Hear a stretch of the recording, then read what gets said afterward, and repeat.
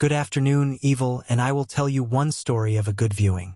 The fluorescent lights hummed with a dull, oppressive rhythm as Marisol wiped down the checkout counter for the third time in an hour. The old convenience store was deserted, or so she thought, except for the half-empty aisles and the incessant beeping of the security cameras recording every inch of the place. It was past 2 a.m., the hour when the world outside seemed suspended between sleep and nightmare, and Marisol's breathing felt too loud in her own ears. She glanced at the wall clock, its red LED display pulsing 2:03. The door chime above her head rang sharply, slicing through the silence. She looked up, startled. A lone customer, or so she assumed, shuffled toward her, head down. But when she met his eyes, sunken, dark pools reflecting the harsh lights, her fingers froze on the rag. He didn't speak. He just stood there, inches from her, staring. His skin was too pale, lips too blue. Marisol's mouth went dry as she forced a smile. "Can I help you find something?" she asked, voice cracking. He raised his head a fraction, revealing a jagged, unnatural grin. Then he turned and disappeared down the snack aisle before she could respond. Marisol hesitated, then summoned her courage and followed. The aisle was empty. Not a single chip bag crinkled in the pale glow. She frowned and moved on, dismissing it as fatigue. Moments later, the chime sounded again. 2 more figures entered, this time a man and a woman. They stood in the doorway, silhouettes against the blackness beyond the sliding glass. The man's face was obscured by a hood. The woman's eyes glinted oddly, too bright for the dim light, as though lit from within. Marisol sank behind the counter. Her heart pounded. She gripped her flashlight and dared to shine it at them. They didn't move, or breathe. The woman held a candy bar in one hand, as though she had simply paused in the middle of shopping. The man tilted his head, examining Marisol as one might observe a specimen under a microscope. "Please pay for your items," Marisol whispered, voice quavering. They didn't budge. The chime rang again, and the hooded man stepped forward, mouth opening to speak. But his words were swallowed by a distant, echoing whisper that seemed to come from the store's ventilation system. The lights flickered. Marisol's flashlight caught the woman's face. Her skin stretched too tight, her cheekbones unnaturally pronounced. She looked like a corpse resurrected. Marisol stumbled backwards, nearly colliding with the registers. A sudden crash echoed from the back room. She froze, breath caught in her throat. The door to the office at the end of the storage aisle swung open, revealing only darkness. The overhead lights in the back room died, plunging half the store into shadow. In that instant, the hooded man and pale woman dissolved, vanished as if they had never been. Marisol exhaled sharply, leaning on the counter. "Get a grip," she whispered to herself. She reached for the panic button beneath the counter, but her fingers brushed instead against something cold and damp. She recoiled, flicking on the register lights.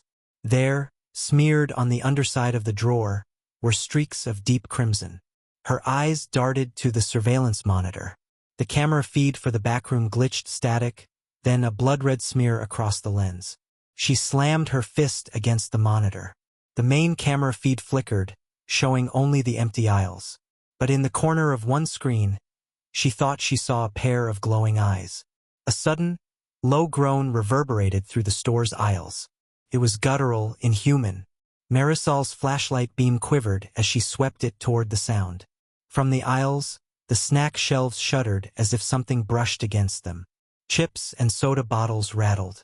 Then the screaming started, hoarse, childlike, echoing off the metal shelves. Marisol stumbled toward the source, the toy section. A little girl stood in the aisle, clutching a ragged teddy bear that oozed dark stains.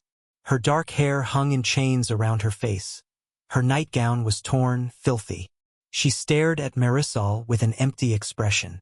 The teddy bear seemed split, and a black, viscous fluid dripped from its mouth as the girl whispered, "Play with me." Marisol's flashlight died. She fumbled for the extra batteries in her pocket, hands shaking so badly she dropped them. The girl's whisper turned to a shriek as she lunged forward, disembodied laughter trailing behind her. Marisol spun and ran, crashing through the turnstiles and into the main aisle. Gasping, she tore at the door to the office, slamming it behind her and locking it. Panting, she pressed her back to the door, listening. Footsteps padded across the linoleum. Slow, deliberate. The door handle rattled, and tendrils of a cold, damp mist seeped under the frame. Marisol's eyes darted around the dark office. The emergency light cast long shadows, the mop bucket, the filing cabinet, the old safe bolted to the floor. The padlock on the safe glowed faintly as though beckoning her. She crept over, dropped to her knees, and pried it open with trembling fingers. Inside lay a single item, a small, leather-bound diary. Marisol gasped and yanked it free. As she opened it, the pages flipped as if blown by an unseen wind, stopping on an entry dated 10 years ago. 2:07 a.m. They came through the door. The store must be closed, but the lights stay on for them. I can hear their whispers in the walls. A chill raced down Marisol's spine. The office door creaked again. She snapped the diary shut and tucked it into her jacket. Turning, she fumbled for the intercom, pressing the button. Her voice trembled as she called, "Hey, it's Marisol. I need backup in office code 3 now." Static crackled through the speaker. No response. She tried again. Nothing but the hallowed drone of silence. The footsteps stopped. The rattling of chains drifted across the floor. Marisol raised the intercom again when suddenly the lights flared back on. In the doorway stood the hooded man, the pale woman, and the little girl hand in hand. Their eyes glowed from behind the glass. They smiled, and with synchronized claps, the lights cut out once more, plunging Marisol into utter blackness. A single, distant chime echoed through the store, 2:14. Marisol realized, with a surge of icy dread, that the night had only just begun.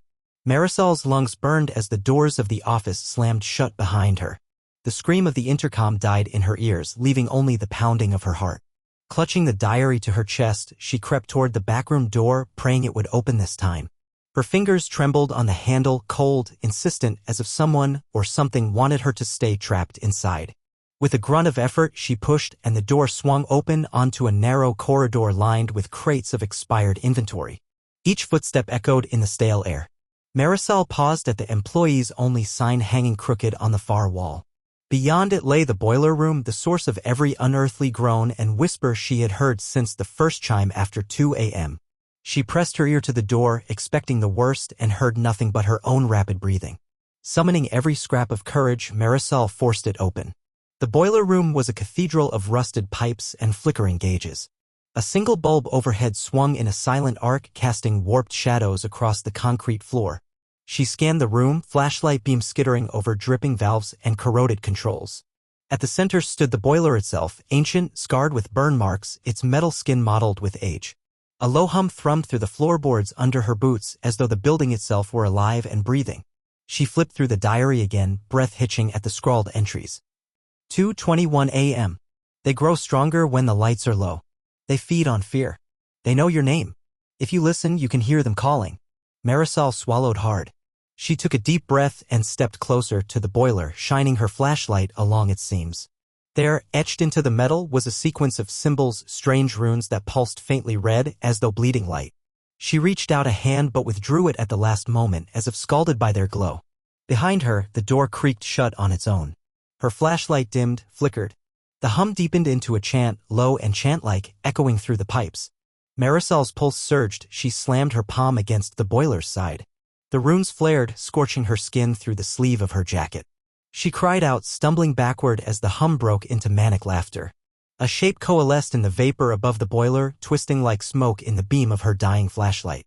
It took on a grotesque form, elongated limbs, a face shrouded in billowing shadow, eyes like hot coals.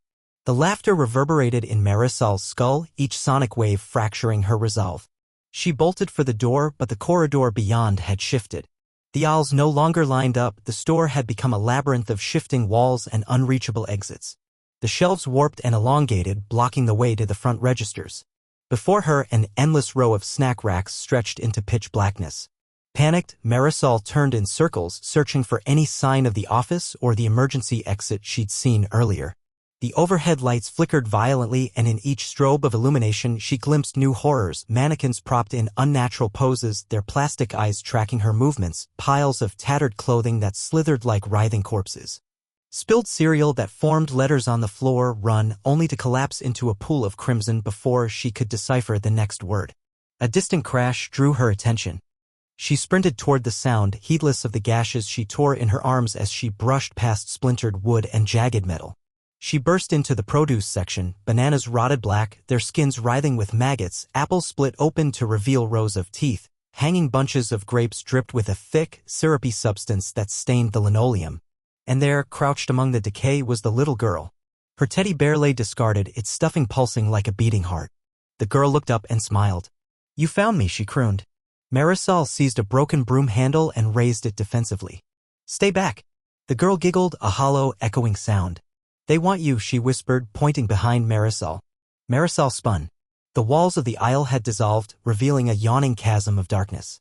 From its depths emerged the hooded man and pale woman, dragging chains that clinked like bells. Between them staggered the man from the first apparition, his grin widened into a snarl. Behind them all, shapes moved in the gloom, distorted passengers in a train of shadows, each face a mask of despair. Marisol's blood ran cold. She swung the broom handle at the girl, but it passed through her like mist. The girl's laughter swelled, joining the cacophony of shrieks and whispers swirling through the store. Marisol stumbled backward, her flashlight flickering out entirely. The world plunged into darkness. She fumbled for her phone, but it was gone, along with the diary. Panic clawed at her chest. She backed into a stack of crates, ready to collapse, when a single red pixel appeared in the darkness. Almost imperceptible, a glowing dot, hovering centimeters from her face. Her vision swam as it multiplied, until every direction held frozen eyes, each set unblinking, watching. A cold, skeletal hand brushed against her shoulder. She wheeled around, expecting the pale woman, but there was only emptiness. The hand tightened into an invisible grip. Marisol gasped as ice shot through her veins. She tried to scream, but no sound emerged. The eyes advanced. They smelled of dust and decay, like an attic closed for decades. Then suddenly the lights snapped on, bathing the store in harsh white. Marisol screamed and covered her face. When she dared to look again, everything was still. The aisles were straight and orderly, the shelves stocked with familiar brands. The office door stood ajar at the far end, light spilling through. Heart pounding, Marisol sprinted toward it. The diary lay on the floor beside the door, its cover scorched and cracking. She snatched it up and darted inside, slamming the door behind her. She dropped to her knees and flipped it open, desperate for answers. The final entry lay at the end of the torn, singed pages. They will never leave. They wait for the light to fade. And when the world sleeps, they roam. They know your fear. They are fear. A whisper curled in her ear, low and intimate. Not everyone makes it to morning. The office lights dimmed and Marisol turned to see the hooded man standing behind her desk, his grin impossibly wider. Blood seeped from his fingers, dripping onto the carpet. "No," Marisol whispered, backing away. She stumbled into a filing cabinet, sending drawers clattering open. Papers spilled across the floor, fluttering like dying birds. The hooded man advanced. "Too late," he breathed, voice raspy like dry leaves. Marisol's fingers closed on the phone lying atop the desk. She froze as she registered the time, 2:59 a.m. A single minute remained. She risked glancing at him. His empty gaze flicked to the clock, then back to her. "If you survive until 3 o'clock, it resets," she whispered to herself, voice taut with desperation. The man cocked his head. "You can't outrun the shadows." Marisol closed her eyes, armored herself in every ounce of will she possessed. When she opened them, she yelled and hurled the phone at the clock. The screen shattered against the wall. The clock's red LED split and blinked too, 5_. The shattered glass sparked and Marisol slammed the office door shut, pressing her weight against it. Footsteps pounded on the other side. The handle began to give. She slid down the door until she lay on the floor, pressing her ear to the wood. Her breathing slowed, the pounding at her back steadied. Outside, the store fell silent. She stared at the clock, now frozen at 2:59. Then, with a clear, mechanical click, it flashed 3 o'clock a.m. The LED stuttered, then brightened to a steady glow. At the same instant, the office lights snapped back to full power. The door frame trembled and the footsteps retreated into a hollow echo. Marisol sat motionless, chest heaving, as the ambient hum of the store returned. She wiped sweat and tears from her face, uncertain whether she had imagined the entire ordeal or if the entities truly lurked within the walls. Gathering her strength, she rose and cracked open the door. The store lay quiet, bathed in the pale pre-dawn glow filtering through the front windows. Marisol crossed the main floor. The aisles looked untouched, no warped shelves, no blood-stained cereal, no grotesque apple teeth. She reached the front counter and placed the diary on the surface, running a finger over its burned cover. Outside, a lone sedan idled in the parking lot, headlights fixed on the entrance. Relief washed over her as the security guard, finally arriving for the 3 a.m. shift change, stepped inside, flashlight in hand. "Everything okay?" he asked, eyes flicking to the diary. Marisol managed a shaky nod. "Yeah. I had a weird power outage. I thought I saw something moving in the aisles." He shrugged. "Must be old wiring. Let's start closing out and get you home." Marisol exhaled and motioned toward the diary. "Maybe you should lock this up in the safe for now." He peered at it curiously. "Looks burned? What is it?" She hesitated, then shook her head. "Just paperwork. Let's just get out of here." They walked toward the back, footsteps echoing in perfect sync. But as they passed the produce section, a single apple rolled off the shelf and hit the floor with a soft thud.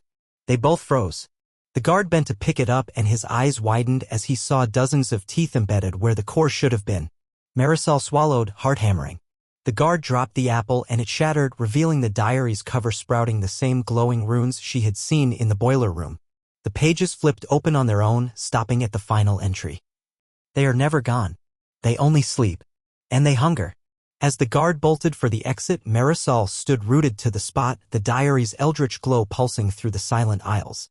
And somewhere, far beyond the rows of empty shelves, the store's lights hummed as though awakened, eager for the next shift. Thank you very much. See you all in the next video.